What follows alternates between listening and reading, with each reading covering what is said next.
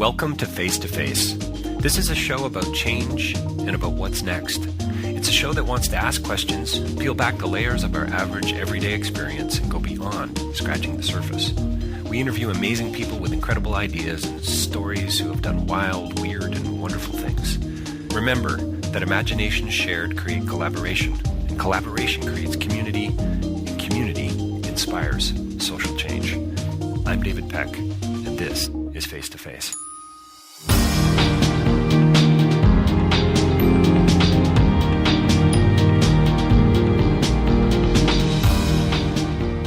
So my interview today is with Don Scime. He's an actor, he's a writer, he's a producer, and he is starring in the new film, The David Dance, that's currently playing in New York City and is playing also, just been released in Toronto as well. I'm going to encourage you to get out and see the film. It's a highly relational and intimate film about a guy who is trying to, I guess you could say, it's about a radio show host that's trying to find his voice. And I think David and Don would both agree with me. Don and I talk about what the autobiographical nature of writing. We talk about this as being a story that, that has universal appeal and how we all feel different and are really just trying to fit in. We're all just trying to, in some way, feel at home. And this is again about a person who is, I guess you could say, kind of standing on the outside in a way, and yet so very much included. So I hope you get out to enjoy the film, and I think you're going to enjoy this interview as well with Don. And what's interesting, it was funny for me because I think at one point I actually referred to Don as David in the interview, and if you see the film or if you listen to the interview, I think you're going to understand why. DavidPeckLive.com for more information about my podcasting and speaking and writing. You can find the copy of Real Change is Incremental there. Also Rabble.ca for more of my podcasts, but also a whole host of others. So check those out there. And coming up, Don Scime and the David Dance. Well, welcome to Face to Face. We're joined by a very special guest today who apparently, as I've just found out, is actually on location. Don Scime is here with us today. Don, thanks so much for joining us today. Really appreciate your time. Thank you, David. Thanks for having me. So tell me define on location, Don. It sounds like you've just come out of a screening, a Q&A, fresh off the stage of a Q&A. Glad you could take the time. You're in the middle of a festival, aren't you? No, we're not, actually. We're running here at it's our theatrical release in New York City of The David Dance, which is a film that I wrote, produced, and I star in. It's directed by April Winnie, and we're here in New York City at the Chelsea Synopsis. It's 260 West 23rd Street, and we have 5 screenings all day from yesterday, which was Friday the 14th, October 14th, through October 20th. We have 5 screenings all day. And we're right here in Chelsea in New York City. Nice. I'm sorry that we're not actually doing the podcast face to face. I wish I could join you for drinks after tonight's Q&A. So, writer, director, producer, star. This story, this film really comes out of a play that you wrote a few years ago. Can you tell me a tiny bit about that genesis? And I really do want to. And actually, before we get into the genesis and the dialogue around the film. Congratulations. Oh, thank you. Thank you very much. Yeah, and just congratulate. How's the film being received even in these past few days? Everybody really loves it. I mean, I really, when I knew that I wanted to write a story that had a universal appeal, it's about the universalness of how people feel different about themselves. I mean, so the main character in the story is gay. His name is David, and he's the host of this local radio show called Gay Talk, and his single sister asks him to be a father figure for this orphan that she's decided to adopt. And it's really about him overcoming his self-esteem issues in order to have the courage to have the full life that he's always dreamed of. And, his self-esteem issues have sort of always gotten in the way. I mean, as the as the film progresses, we sort of understand the genesis and the root of those self-esteem issues. And yet, what's interesting to me, I almost called you David. Sorry about A lot of people do. It's okay. It's like I answer to both now. that. You answer to both now is a funny response. So, Don, there's a sense in which, for me, I mean, you come out and speak about that universal appeal almost through metaphor and but it's really, to me, your I don't know, it's the tone. There's a melancholic tone to your character, to you, that really comes through in this film, that I think a lot of us kind of, I don't know if you'd agree with me on this, but I think a lot of us actually ignore. Mm-hmm. Does that make sense? Like there's this fear, there's this, I mean, aren't we all in a sense kind of running from something?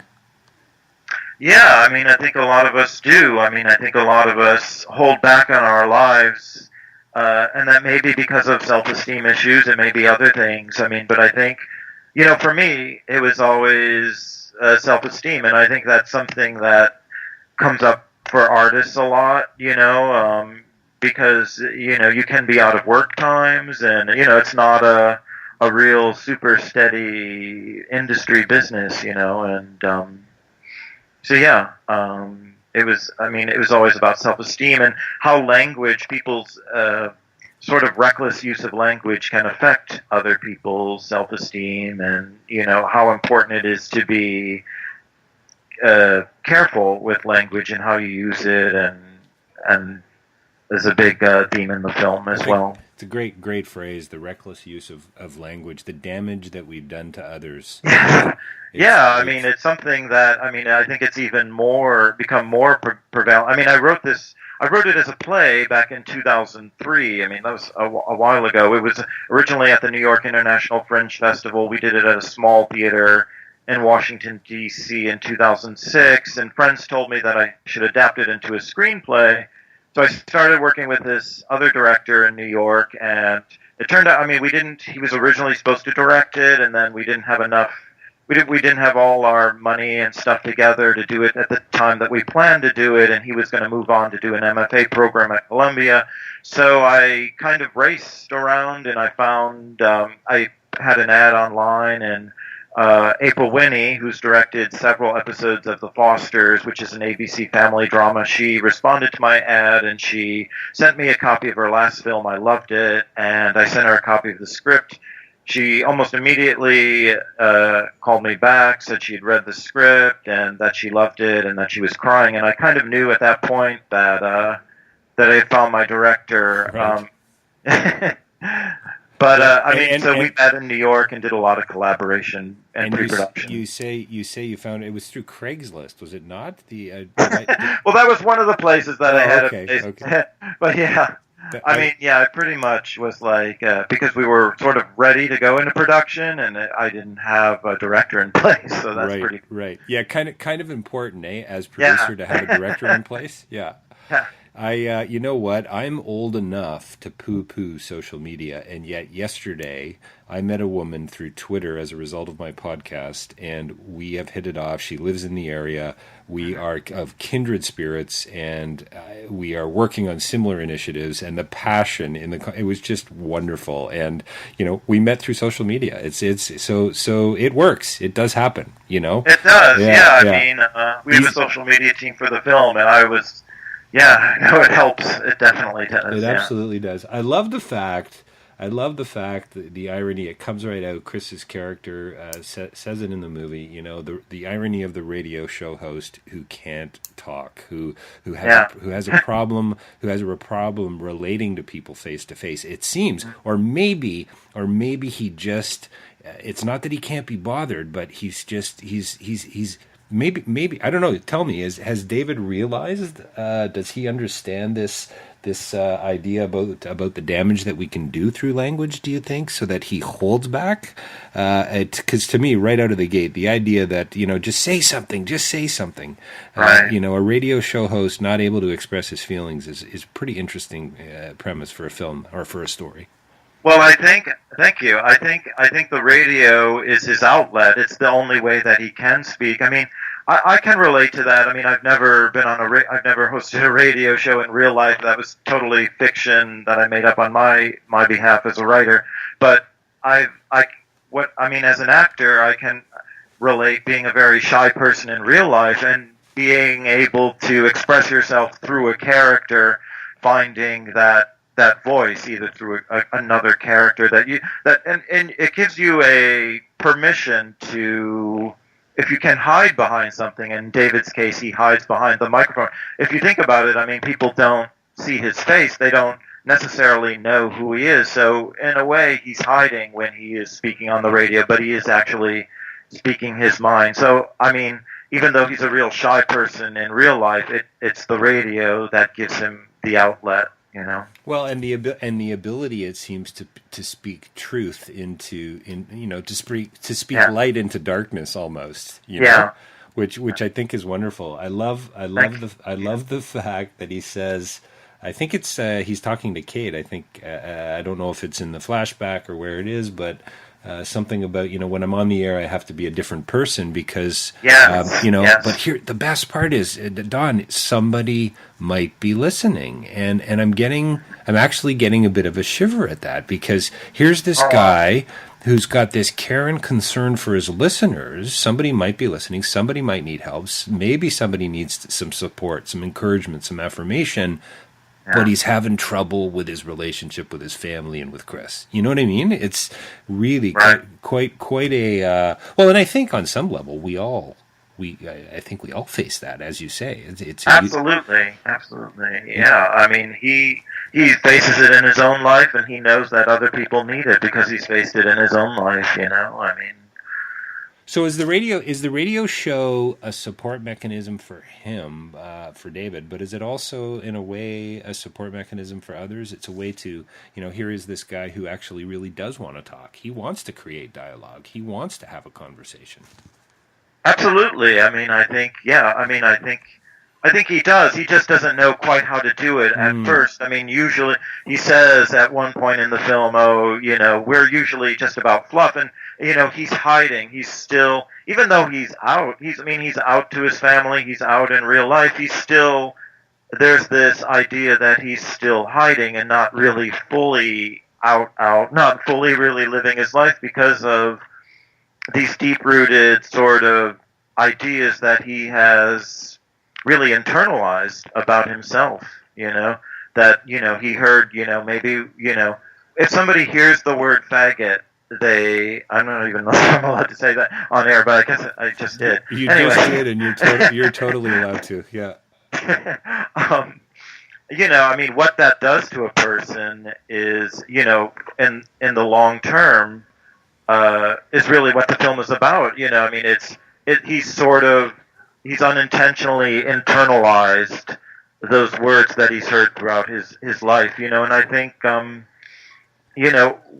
we have to be conscious about what we do say to other people, because what we do say does have an effect on them, and that's what he's experiencing. We're experiencing how these words can have a long-term impact on a person and how they he doesn't want to admit it, he's not maybe fully aware of it until closer to the end, how they have impacted his self-esteem.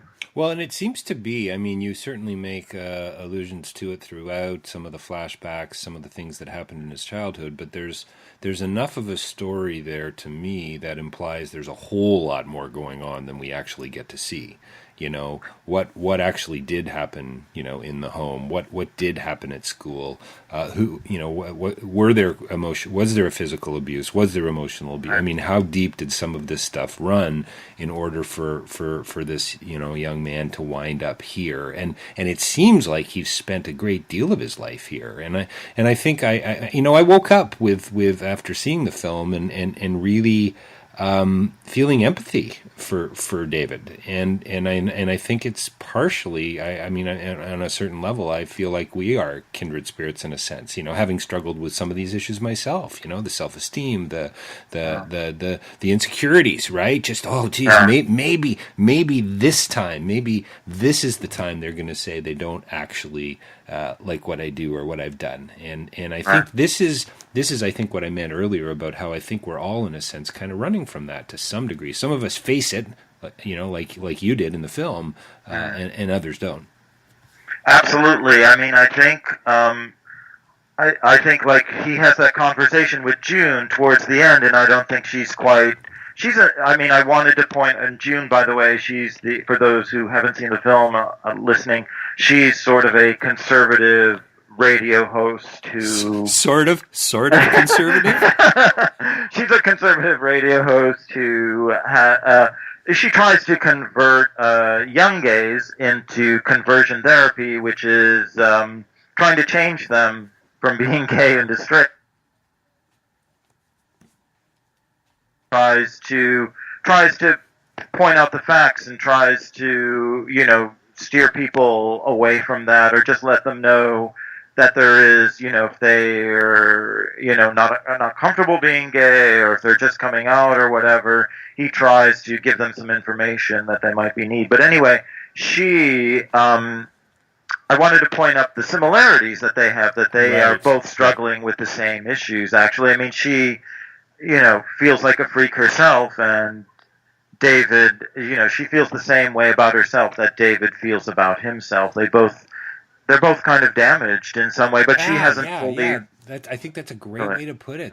They're both kind of damaged in some way. I mean, she makes the accusation at one point, and I don't need to remind you, but she makes the accusation of saying, "You're not really whole, are you, David?" Right. And I mean, really, I mean, isn't it about her at that point shining the light into her own soul, into her own world, and saying, "This is I'm just as broken as you are, whatever that means." And I guess you know what, David. Sorry, Don. What blows me away is how willing we are to, I don't know, separate, divide. Build walls instead of look for opportunities for to build those bridges. And I guess I'm going down the cynical road now, and I know that. No, I agree with you. But I know that's what you're trying to do with the film, and you're saying we need to reach out, we need to embrace, we need to include. And I mean, are you in a different place today, having written the play, having Q&As, writing the screenplay, going through the process? I understand there was some some struggles making the film. So, where are you today that you weren't, are you more of a bridge builder today than you were when you first started this, this writing project out? I think I am, and I think when you begin that process of healing yourself, I know that sounds corny, but I mean, and I think part of that healing was actually, for me, making this film. Yeah, it's good. Just sort of like being able to put it out there and let people know, in a healthy way that this is something that I've experienced, and hopefully other people can gain something from it. Absolutely. I've definitely had more confidence, but I still, filmmaking is, the once the film is done, the struggles continue. Absolutely. Hey, to what degree is this story about? I mean, obviously, it's about the future and it's about what's next and so on. But it's really about, don't you at some point in the film? I'm just quickly scanning my notes here. You talk about, geez, I wonder.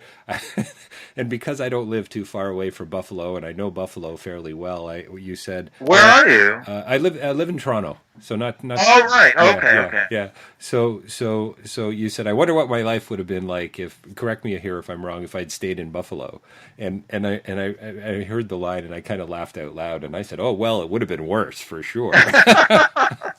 Yeah, Buffalo's. I don't want to say anything. It's kind of. Buffalo. I would say I enjoyed my time, and I enjoy going back. My parents still live there, and there's a lot of really great things to be said about Buffalo too. So. But I wonder metaphorically, metaphorically what you were actually, I don't know how conscious or how intentional that was, but Absolutely, no, it was yeah, very intentional. I mean, I felt, from this character's perspective, where he was, it was supposed to be where he was starting from, where he starts from in the film is very cold and barren, and where he ends up, he takes this journey. He ends up in a very, not only metaphorically, but in a very warm place, and that was sure. very intentional. That he would go on this. I knew he had to go on. He was going on a mental journey, but he was also going on an actual. I wanted the audience to see him go on an actual physical journey, where he ends up at the end of the film, too, as well. So where we see him at the beginning, he's the weather of the city sort of reflects where he is in his heart. He's sort of cold and kind of empty and kind of shut down. And as the film progresses, we see how he grows and how the memories that he have actually inform him about his past and help him get through the present and the future. The line or the scene, I think it's near the end of the film, and nothing worse than being gay and afraid of not fitting in, and I would almost say that it's almost, there's nothing worse than just not fitting in, Yeah. and I think back to your earlier comment, to kind of come back full circle, this really is a universal story in a sense. It's connected to broken relationships, it's connected to bullying, it's connected to so many things, and I think following up from that, and I'm going somewhere with this, trust me on this, but welcome to the wonderful world of who you really are, says your character. And I think that's what I keep, I'm going to say it a third time. I think a lot of us are running from who we really are. And we're trying to medicate, in one way or another. And so, and what I love, and correct me if I'm wrong here, but what I love is, wholeness or healing, whatever that means, small h or capital H, either way, is to be found in others. It's to be found in community. It's to be found in family. I mean, that's what I took away. Yeah, no, I agree with you. I mean, he becomes whole when he creates his family again after he's lost part of it. He becomes a whole person again. And it's one of the important things that he discovers is that his problem that he has is this feeling of sort of being different. It's not unique to being gay. It's everybody's problem. Everybody feels it. And you're right. We shouldn't be medicating ourselves in other ways. I mean, we should be. This is part of the human experience, and we have to take the good with the bad. We have to embrace the grief in our lives and the confusion, and I think you're right. I mean, a lot of us don't want to deal with it or acknowledge that something's really happening. So, and we have, drug companies telling us that we should be taking something for it to make it feel all better, and that's not always the case. I mean, not. Absolutely, and I think medication can come in a variety of forms, right? It's not necessarily prescribed at a pharmacy or purchased at a liquor store. You can medicate in so many different ways. Well, listen, I congratulations again on Thank you. And I have to say obviously had favorite moments throughout your film, as with any sort of story or film that I watch, but probably my favorite is the gift of the Etch-a-Sketch, and and we'll leave it there. So for people who haven't seen the film or have seen the film are smiling right now, but for those who haven't, perhaps that will be one extra inkling to get out there and to see the film. So what is next? So it's just to be clear too, for those of you who are interested in more, tell us more too, Don. But it's the daviddance.com is the website. You'll find out more there about the filmmakers, about April Winnie, the director, and what's going on with the film and what's gone on with the film. What's next for you guys with the film, Don?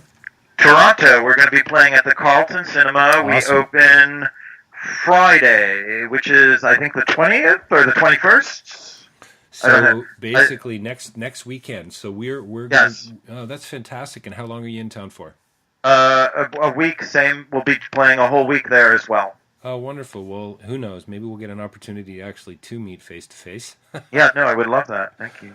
So thanks again for your time, Don. I really appreciate it. I wish you well with the next few screenings and the Q&As coming up, and again for reminding us all that this idea that feeling different it really is universal, and there is hope, to be had in tomorrow. Thank you, David. Appreciate your time. Thank you. Bye.